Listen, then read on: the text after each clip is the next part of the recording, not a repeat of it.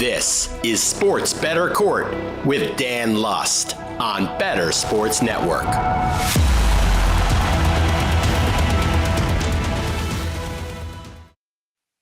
Welcome back to the Sports Bettor Court. My name is Dan Lust. This evening I will be your judge, your arbitrator, your overall decision maker. So we have two litigants that will enter the courtroom tonight, but before we get to the betting, let's sit on the sports law. This past week, one of these kind of crossover sports law stories, you don't have that often. The blind side of the law. Michael Oher, the left tackle for the Baltimore Ravens, one-time Super Bowl champion, one-time first-round pick to the Baltimore Ravens, is in the news this week, not because he signed with the new team, but because he is no longer playing in the NFL and filed, get this, a lawsuit. This is why we talk about sports law here. Get this. So if people remember the movie, Michael Oher is the player that Sandra Bullock was portraying, that they brought this guy, this giant offensive lineman, into their home. There were some rumors maybe that they brought him into their home and they adopted him because they wanted to steer him to their alma mater, Ole Miss University. And I think the Tennessee boosters were a little upset. But they went through the gambit. They survived. They got a huge movie deal. Michael Oher is a celebrity. He's a motivational speaker. He's putting out books. But then, August 8th, 2023, Michael Oher files a lawsuit seeking to end his conservatorship with the Tuohy family. And who are the Tuohys? Tuohy is the family that Sandra Bullock is trying to represent in the movie. That's the family that took Michael Oher in. And what is a conservatorship? I want to say about half of our listeners, I give our listeners credit, you know what that term conservatorship means. You know why you know what it is? Free Britney. That's exactly what the conservatorship is. That's when someone is put under control of a document who does not have the capacity, or they're better served to have a court and a conservatorship control their funds. Now, for Britney, that makes sense, right? Britney, I think everyone will tell you. Maybe the Britney stands will get mad at me here, but Britney debatably was of mentally sound mind, right? And the recent events with Victor Wembanyama certainly don't change that. Now, Michael Oher, if you watch that movie, you might think that maybe Michael Oher is uneducated. That's how they depicted him. Michael Oher is saying the entirety of that movie is a lie. He's saying that in a 14-page filing he's filing in Tennessee. So he's going right after the Tuohy family. He's saying that he wasn't even adopted by the Tuohy family. Instead, he was tricked to sign a conservatorship paper. So he's not a lawful son of the family. And maybe you're sitting there, well, he still got paid in the movie. Maybe being a lawful son is not that big of a deal. A, it's a breach of trust, right? But B, he's also alleging that he didn't get a fair shake when it came to the life rights of that deal. That he got very little money. And guess who got paid on that deal? The Tuohy family members, the siblings, got a percentage of the deal where Michael Oher did not. Riddle me that. How does that make sense? Now, we take this, and I give you the good and the bad in Sports Law Lust's courtroom right here. Now, Michael Oher released his second book on August 8th. So this lawsuit is conveniently filed at a time where he's trying to sell some books, trying to get on the bestseller list. File that away over here. I think interesting. He's also alleging that he didn't know about this conservatorship until February of 2023. And you might be asking yourself, you might be popping on Pro Football Reference, when was Michael Oher drafted? 2009. So he's alleging that for 14 years, he did not know about this conservatorship. Odd. I'm just going to say odd. Now, on the other side of this, the Tuohy family is saying that this is not all what you believe it to be. This is a shakedown. And before he filed this lawsuit, he threatened us a couple times. And he said, if you don't give me an 8-figure paycheck, allegedly, I'm going to put bad stuff about you in the media. So that looks like, and that's what's being called in the press, a shakedown. So you got both sides warring here. Now, this is a lesson that Sports Lust will give you early and often, right? Buy the rumor, sell the news. Anybody can say anything in a complaint. Let's see if that motion to dismiss survives, right? Let's see if someone files a motion to dismiss and gets the complaint kicked out of court. We don't know anything. People, anybody, you, me, my litigants today, they can walk into a courtroom today and file a lawsuit against a ham sandwich. Anybody can file a lawsuit for anything. But let's reserve judgment here. I see arguments on both sides. So Michael Oher, listen, this is a case the forensic auditors are going to get in here. We're going to see how much money Oher got for this case. We're going to see the interested party, what the family members they got from that movie. So listen, Sandra Bullock's going to get to keep her Oscar award for playing Mrs. Tuohy. But with respect to Oher and the Tuohy family, we might be having a winding back of some funds. So listen, buy the rumor, sell the news. Innocent until proven guilty. The burden is on the plaintiff to prove their case. That has been Lust for Law. And when we come back, we're going to enter the courtroom. We have two fantastic litigants tonight. We're going to talk about the New Orleans Saints, and we're going to go to the NBA, the hardwood, and a mystery bet. How about that? We'll see you back here. I feel like this is a quietly contentious point in Dynasty Fantasy Football, what it means to actually be rebuilding. Some people say you should never truly be rebuilding. How do you view the rebuilding versus competing dichotomy in Dynasty? So I will be the first person to acknowledge that my preferred format of fantasy football is just redraft.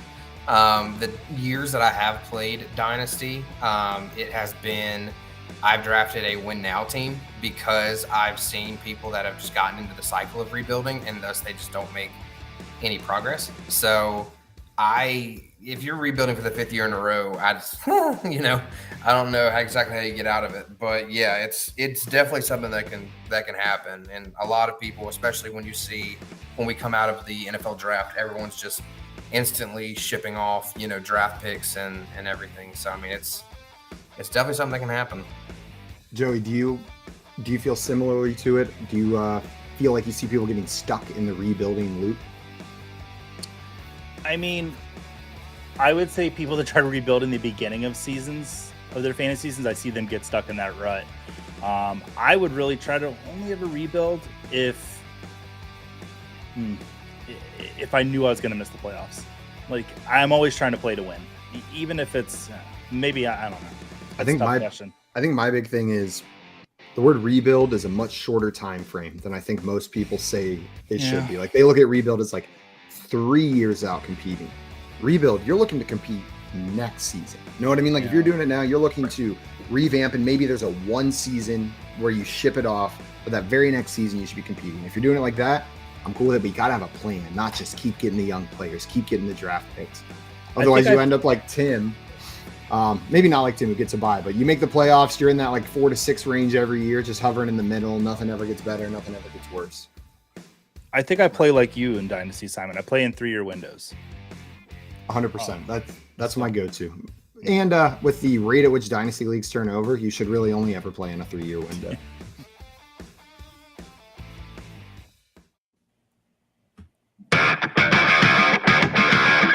Sports Bettor Court is now in session. It's time for tonight's litigants.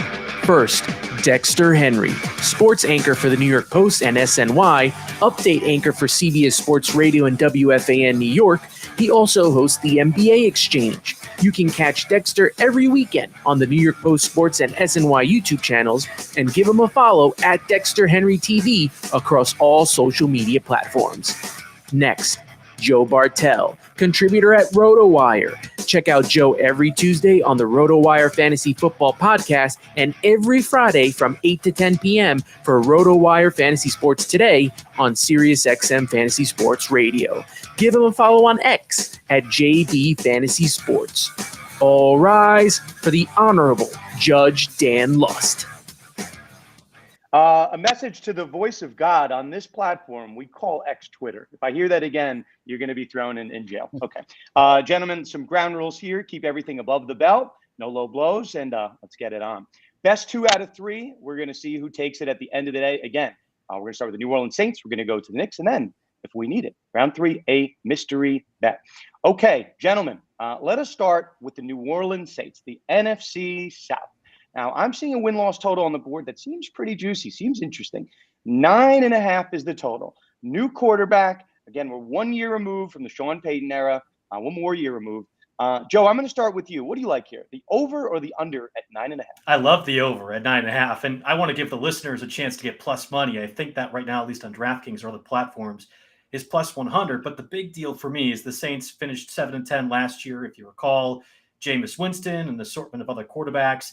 Defense was banged up. There was a lot not to like about the Saints. And I think the biggest part for me is that improvement, like you mentioned, with Derek Carr at quarterback. I know people want to bash him, especially after his tenure ended with the Raiders, but I chalk that up to a dysfunctional organization over the past 20 years in the Raiders, as opposed to anything on Derek Carr. And I think the quarterback play alone is going to make a big improvement. They get Alvin Kamara, only 3-game suspension. That's a win.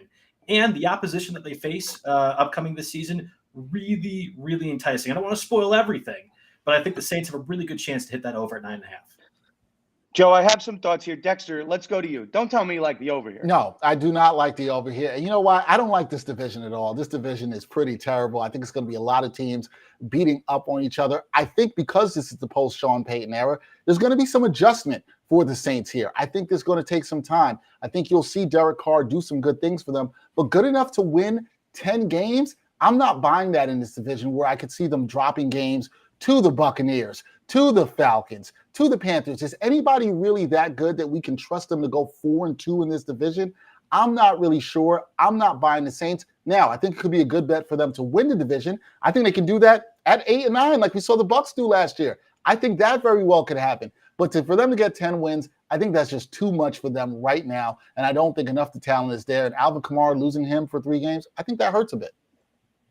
Speaking about sports law, Alvin Kamara, I thought he was going to get suspended last year. Last I checked, his incident happened at last year's Pro Bowl. So not exactly sure what happened. A little bit of backdoor dealing with Raj, and maybe this looks like a down year for the Saints. But I'm going to let you guys win me over. I don't have a bet here. I'm not coming in with any bias. I didn't grow up as a Saints fan, and I look at that division last year. It was very winnable. People remember, right? That was the under 500 division. Nobody wanted it, right? The Falcons had it for a little bit. The Bucs had it. This is anyone's game. Now, Joe, I'm going to come back to you. You mentioned Derek Carr. That's really the big question here. Now, going into last year, right, when the Raiders were on hard knocks, Derek Carr was a hot commodity. I'm going to read you some numbers here. Starting in 2018, 69 passing percentage, 70, 67, 68.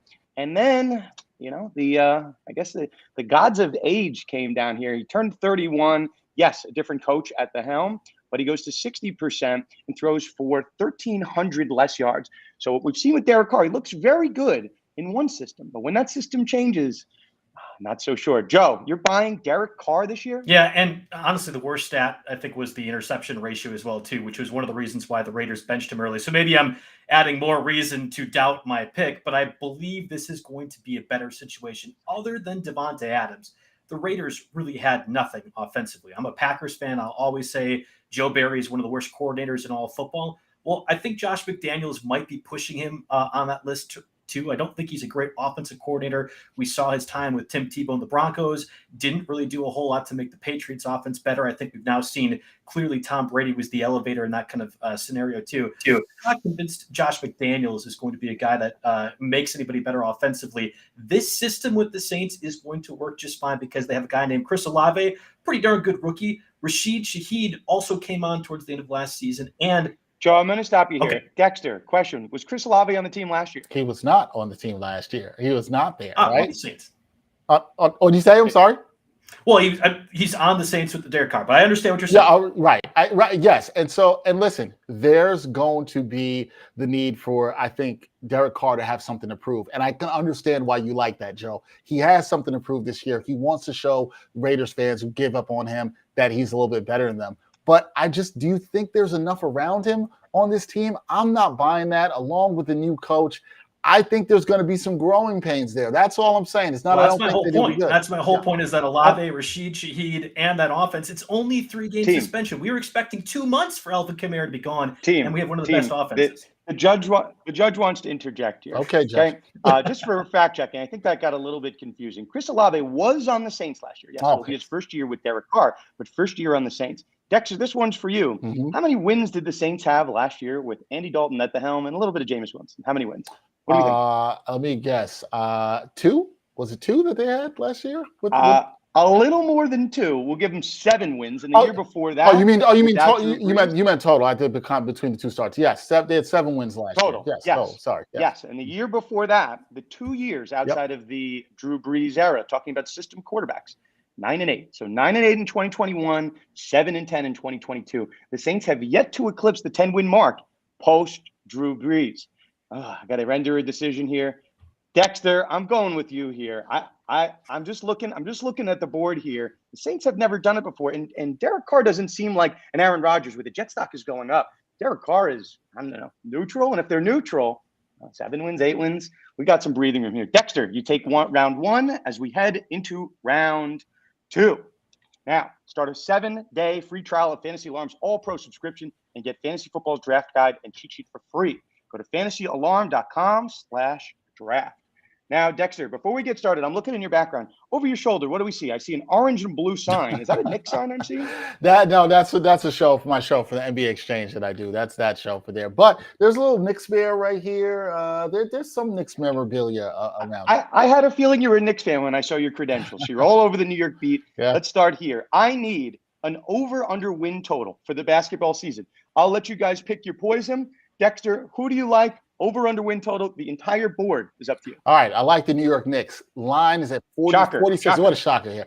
46.5 for the New York Knicks. I like this because, look, I hit the Knicks on the over of 38 last year, told everybody to bang that. I'm telling you to do this again. What I love about the Knicks is they know who they are right now. There's been consistency. This is year 4 under head coach Tom Thibodeau. Jalen Brunson is going to be coming off of the FIBA World Cup where he looks like the best player on the team. Josh Hart, also a great addition, playing on a team. RJ Barrett, looking great playing for Canada. I think that bodes well for the Knicks. I think they start well. They know their identity. They're tough. They're rugged. They're one of the better defensive teams. They have some confidence coming out of the playoffs where they went to the second round, lost a tough series to the Miami Heat. I like this team. I think this is a 50-win team. I know some people are shocked to hear this. New York Knicks, 50 wins. Haven't heard that since 2012, 2013. But I think they can get it here. Give me the Knicks over 46.5 wins next season. My guy Carmelo Anthony, and I think they were the favorite going into that Heat game. So possibly should have won that. Joe, don't tell me you're taking the Knicks under or you're going elsewhere with I'm going elsewhere. I don't want to bet against Dexter and ruin his fandom there. And I want this NBA to succeed, and it succeeds when the Knicks win. So I don't want to bet against that. Instead, I like the Timberwolves under 44.5 wins. And I know everyone's going to say, well, Karl Anthony Towns missed 60 games last year. He's going to be back and healthy. You got Rudy Gobert, theoretically McDaniels, who punched his hand during the playoffs and is going to be out for an extended time. He should be back for the regular season. They have enough pieces, right? And Anthony Edwards still elevating now at this point of his career. But if you recall, last year when Karl Anthony Towns was healthy, he was 13-12, or the Timberwolves were 13-12 during that stretch. I don't feel like that offense has improved dramatically enough. I think their backcourt is really shallow as well, too. And frankly, they're relying way too much on an over-the-hill veteran of Michael Conley to be able to facilitate that offense for Rudy Gobert and Karl Anthony Towns. Under 44.5 wins. I like that bet far more than I want to take the over, which, by the way, Knicks were 47-35. That's a pretty tight margin. I'll take the under on the Timberwolves this season instead. Okay, you guys know I am a Knicks fan. I'm born and raised in New York, so I'm feeling the Knicks, but I think I'm a realist as a fan. Dexter, let's go to you to start here. Yeah. Would you say that the Knicks overachieved last year? And answer that question very carefully. You're under oath. I think that they slightly overachieved. Yes, I can say that. I think that they slightly overachieved. They slightly overachieved. Just follow me for a second. With a win total at 38 wins, right? Let's not worry about the playoffs for a second. We're just caring about the regular win-loss 9. Now, what's their line now? 46? Yep. What did the Knicks do in the offseason? So we're talking about exceeding expectations, right? What did they do to get 8 more wins on that line? I'm not too sure about it, but go Dexter. It's all up to you here. So here's the thing. I don't think they get a jump where they have 8 more wins on the line this year. Don't think they do that, but I think there's a jump where they can have 3 to 4 more wins on the line. I think that's actually realistic. Here's what they did to do that. I love the addition of the shooting of Dante DiVincenzo, another guard in the perimeter who can hit shots, who can defend, plays in Tibbs' system. I also am a big believer in continuity. I think sometimes we underrate that, right? Continuity matters at times. Again, like I said, this is year 4 under Tibbs. The guys know their role. They've had some playoff success. I think some guys get better. Some guys make a leap. Maybe look at Quentin Grimes. I say 3 to 4 wins. I think 8 is asking a lot because I think last year I had them projected at about 43, 44 wins. So in my eyes, they did 3 more than I thought they would. Asking for that line, the line jump alarms me to go from 38 to 46 when you haven't really changed your team that much. I get it. The Knicks were better last year, but as you said, they did overachieve a little bit. Now, Joe, speaking about continuity, Dexter raises a good point. Last year, for better or for worse, I remember this. The Timberwolves were the darling of the offseason. They said, this is a terrible trade long-term. But short-term, they just got one of the best NBA players of the year. I don't know how it's going to fit, but they definitely got better in the short term. And what did the Timberwolves do? They laid an egg. They had less wins than they did the year before. See, when I'm looking for bets, when I'm looking for value, I look for depressed assets. Maybe in another life, I could have been a stockbroker and made a lot of money, but I wear this jacket and I'm a lawyer, so sue me. Actually, don't do that. Joe, let's go to the Timberwolves, right? You really hear it. You like them. You feel confident about it. Sell me on the Timberwolves. Under 44.5, I think, is a huge point. And just real quick with Dexter, like the Josh Hart addition for a full season, that might raise the floor a little bit more for the Knicks, but I don't think it's enough. And I'm a Bucks fan. I'm well aware of what Dante DiVincenzo has done in his career. That doesn't raise the floor for me either. So again, going back to Karl Anthony Towns, theoretically being healthy for a full season for the Timberwolves. When he played last year, they were 13-12, lots of disgruntled locker room talk. We had Rudy Gobert doesn't work with Karl-Anthony Towns, and they had to make that trade look good because they get up 5 first-round picks, yada, yada. My biggest point is, Honorable Dan, can you name me who the backup point guard is for the Timberwolves? Because if you can't, you're depending solely on that offense being revolved around 38-year-old Mike Conley. That makes me nervous. Here's a lesson. Don't ask the judge questions if you don't know if the judge knows it, because the judge would look bad. No, it's a little bit Shake Milton. It's Shake Milton. 76ers lore. Shake Milton is your backup point guard for the Timberwolves. Fair. That makes me very nervous as a guy that likes Karl-Anthony Towns, likes the Timberwolves offense. If something were to happen to an aging veteran like Conley, they can't run that offense effectively, and I get concerned. That's an easy under for me. Can I say this, Judge? Very briefly. The judge got to run a tight ship. Just want to say, no, the judge has to run a tight ship. The one thing I will say to Joe is I wonder how much Anthony Edwards, the leap we might see him make, does he build off of things with Team USA? I wonder how much of that factors in. Do you think they can get over that? I think your concern's legit. I'm just saying Anthony Edwards seems primed to make that leap. It's his team now, by the way. It is not Karl-Anthony Towns' team or Rudy Gobert. It's his team. Okay, gentlemen, I think I'm ready to render a decision here. I did mention, and I did give you fair warning of this. Your Honor, Judge Lust, not Honorable Dan, Joe. I'm sorry. Judge Lust is a Knicks fan. The Knicks, since the Melo era, when the Knicks were a perennial team that was contending for the playoffs, the Knicks have not really exceeded expectations. And I'm really nervous about this jump, 38-46. I don't know if I feel so confident about the Timberwolves. But we saw last year the Timberwolves in a big spot at the all eyes on basketball, they collapsed. Right, Edwards is a little bit older; he really hasn't matured yet. I'm going to go, Joe. I'm going to give you round 2. This one was a nail biter. I'm not sure I like the bet overall. I'm still feeling the Saints bet. Dexter in round 1 as the bet of the day, but we will see. That'll do it for round 2 as we head into the rubber match. It is 1-1. We'll be right back. The Detroit Lions select Sam Laporta, tight end, Iowa. Had to go with your boy Sam Laporta there to pair with TJ Hawkinson. Sammy, I couldn't double down on rookie tight ends. I think that would take it. That's taking it a little too far. This could be one of the most exciting rookie tight end classes in a while, just based on the archetypes of these guys, and the Dalton Kincaids and the Sam Laportas. Obviously, Green Bay drafted 2 themselves. With Tucker Kraft and Luke Musgrave. So after Kincaid, I would say is probably the consensus with tight ends. Like, who do you like as far as the best ball, like an end of best ball? Do you like Laporta, or is there anybody else you like more? I do like Laporta. We're looking for guys that can be a top 2 target on their team. So any path, any argument you could make, right? So you can make the argument that Dalton Kincaid is going to be a top 2 target with after Stephon Diggs. You can make an argument that with Jamison Williams suspended, now Sam Laporta is just going to play straight up wide receiver. He looks like a wide receiver. Why can't he line up out wide at split end, right? It's like Marvin Jones and Amon-Ra St. Brown. I would also throw another name in the ring, and I don't mind, since we're doing this for the fans, for the kids. He's still on the board. Luke Musgrave on your Packers. They're not super loaded at wide receiver. We like the guy Reed they drafted, but you never know. So why can't Luke Musgrave be a big slot? In fact, they drafted 2 tight ends, Tucker Kraft and Luke Musgrave. Tucker Kraft is more of an inline guy. They might just go 2 tight ends right away. Tucker Kraft inline, Luke Musgrave in the slot. Why can't he be a target monster for Jordan Love? So those are the guys, those are the conditions that you need for a rookie tight end to succeed. They need to not only be the best pass catching tight end on the team, but a top 2 pass catcher on the team outright. That's how you get Kyle Pitts.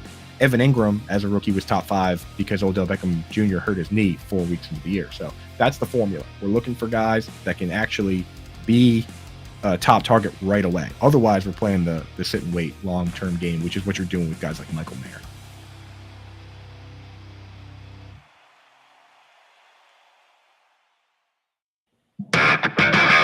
All rise for Sports Bettor Court with Dan Lust on Bettor Sports Network. We are back. Round 3. It is 1-1. It's the strangest thing. I think every show we've done, it's been 1-1 after the first 2 rounds. Very weird. Very weird how that keeps happening. Before we get to that rubber match, remember, Lisa Ann is back on Bettor Sports Network. Join Lisa Ann and Howard Bender tonight at 7 p.m. Eastern, right after we are done here. For Lisa Ann Does Fantasy Better. Chat with Lisa and Howard about fantasy football and your favorite sports. Find out who you can play in a fantasy sports or DFS league and watch the show right here on Better Sports Network's YouTube channel. Okay, gentlemen, the rubber match. Now, I said this was a mystery bet. Normally, we take 3 unique sports bet, but here I'm going to test you on your active listening skills. I said the story, the talk of the sports law world was Michael Oher. Yes, a retired offensive tackle who is never going to play another down in the NFL ever again. Now, I kind of laid out the facts of the case for you, but here I'm just going to ask you guys to make your most persuasive argument. What we know right now is we're all allegedly, right? As I said, everyone's innocent until proven guilty, but listeners, if you don't know already, I am a sports law professor. I teach at law school, so sometimes I give my students hypotheticals. And tonight, the winner of this argument gets an honorary sports law JD. Joe, Dexter, big odds here. Okay. Now, here's the general crux of the case. Michael Oher is saying basically, right, that some element of fraud was committed. How did I end up in a conservatorship? Do people actually think I'm crazy like Britney Spears? And what did the Tuohys say? The reason he needed a conservatorship? For help with his car payments, for help with paying tuition. Last I checked, I had car payments and I paid tuition, never placed in a conservatorship. And the other end, right? I think that's very important. On the other end, got to talk about it. Michael Oher files the lawsuit on the same day his book is released. I think there's something to say here. And I imagine those book sales got a little bit of an uptick. What we know in the realm of public opinion, and maybe if he did some outside research, I'll allow it here. Joe, give me your bet. Where is your gut leaning from what we know right now, these alleged, reported, all of the above, what we're hearing on the docket? Yeah, I think Oher is going to win whatever the legislation part that you want to decide is. And for me, the biggest deal was the $300 million with the movie Blindside. I don't know if a lot of money gets split up or how that works. You probably know better, Sir Judge, here, that what would happen and go accordingly with it. But I do believe there's a point to be made. I mean, it's not like Michael Oher was uneducated. He did great. It sounded like at Ole Miss in terms of classes, and you follow along with the movie. He had to have the high school GPA of, I think it was 2.52. Well, that wasn't at all true. And I don't know if it's reading the book or not. Like, that's basic common knowledge you can look up. So I believe Michael Oher was certainly intelligent enough. And if that is the claims that we are basing this off of, it's not a conservatorship like with Britney Spears, where you're concerned about her mental state of being. Michael Oher was an intelligent young man who was going to make a difference and eventually get to the NFL level. I think he's going to have a case to be able to win this one. Joe, do you have lawyers in your family? That was pretty good. Okay, No, I tried my best. Okay, and good job being nice to the judge. Suck up to the judge in worst case scenario. It's actually a fun saying. When you don't know the law, you bang the table, right? You guys can bang a little bit. You can get animated here. Dexter, I'll turn to you, right? You certainly don't have to go with the Tuohys against Michael Oher. The winner of this argument is the one that makes the most persuasive argument. So I think another kind of point to talk about here. Michael Oher, I'm going to put it in quotes, adoption, pre-interaction with the Tuohys. He went on Jim Rome yesterday and said, I was the head of the school play. I certainly was doing a good job academically, and they changed the narrative of the story to make my story look better. So there's been, according to Michael Oher, elements of fraud that have been following him for a while. And again, I mentioned in the opening, coming late to the show, there have been questions about the Tuohys' motivations dating back to that decision to pick Ole Miss over Tennessee. And wouldn't you know, that's where the Tuohys were big boosters. Very interesting. Dexter, what do you got? You know what this comes down to me? This is like one of my favorite quotes from one of my favorite shows, The Wire, right? You want to know where something's happened, you got to follow the money. And when you hit that point right there, Your Honor, when you're talking about how the money might have been funneled and what the opportunities, and this is a little bit of assumption here, but when you look at the opportunities that were possible for the Tuohys, it makes it feel like this was long, Connie, but they knew that, look, this is something we can bank on. This is something we can cash on. The thing that Michael Oher has in his favor, and if you're going to make an argument here for him, and I think if I was going to represent him is what I'm going to do, is like, look, this is a case of exploitation potentially. And you're going to use the race factor here. We've seen in this country sometimes Black men, athletes exploited by white people in this case. And he may want to use that in this case. And then also stories around like this that we've seen in media, there has been where it's sort of a savior story and makes him look a little bit better for a certain way. So I think he's got to lean on that and almost say that I was blindsided here. I did not necessarily know what was going on. I did not know about this. I was a young man, bit uneducated. They took advantage of me and they profited. Now, the other thing, follow the money. One last point I'm going to make. When it comes back to following the money, you got to look at how this money was divvied up. Why did the kids in the family who had nothing to do with this get this money? That's where I think he's got a strong case. The money should have been going to me. And it's not just the Tuohys, it's also the other people who paid out the Tuohys and all these people and everything that profited off of Michael Oher, and other people got money, like the siblings who had nothing to do with this. Just doesn't seem right. Now, Dexter, I think you watched last week's show because the narrative of the whole show was to follow the money. Interesting. You did your homework here. I like this. Yeah, I like this. You got to do some homework sometimes. I'll say one thing. I am agreeing with you guys on. I think Oher, right? He's again, right. He might be torpedoing his career if he's making this up. I've never heard of a story like this before. We've never heard of one after. And there have been questions about the relationship with the Tuohys for a number of years. So again, allegedly, reportedly, but as we are sitting here right now, not really sure, right? So again, the book deal coming out the same day. I give you the facts. I let you guys make a decision. The other part here, which we talked about, the Tuohys alleging that there was a $15 million shakedown before the filing of this lawsuit. You have people on the Tuohy side saying that's extortion. You can't do that. As Lee Corso used to say, right? Not so fast, my friend. You can have pre-suit settlement negotiations. That doesn't really mean anything. So it's tough. You guys both valiantly got thrown into the fire. Your honorary JDs. Dexter, though, listen, you took my monologue last week. Follow the money. I got to give it to you. Congrats. Hey. Now, you got it. Now, before we go anywhere, we're going to do some business, okay? Winner of the show is not that important, right? The real thing that's important here is the best bet, okay? We don't have a sponsor for the best bet. If these continue to hit at the rate they're hitting on, you might need to. Dexter, I don't think we're going to bet at the Bettor Sports Court, Lust World Resorts and Casino. I don't know what the odds are for Michael Oher. It might be like minus 150. We'll stay clear. I gave it away a little bit. I'm not sure. I like the NBA here. It's a little volatile every year. You have teams going up and down. But the Saints in the post-Drew Brees era have yet to eclipse the 10-win mark. I'm not quite sure they're doing it. Dexter, you get the win and the best bet.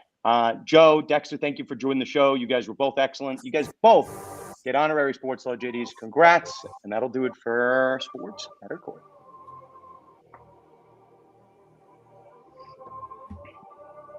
Court is now in recess. Join us next week, Wednesday at 6 p.m., where we weigh the odds and settle the score with the Honorable Judge Dan Lust.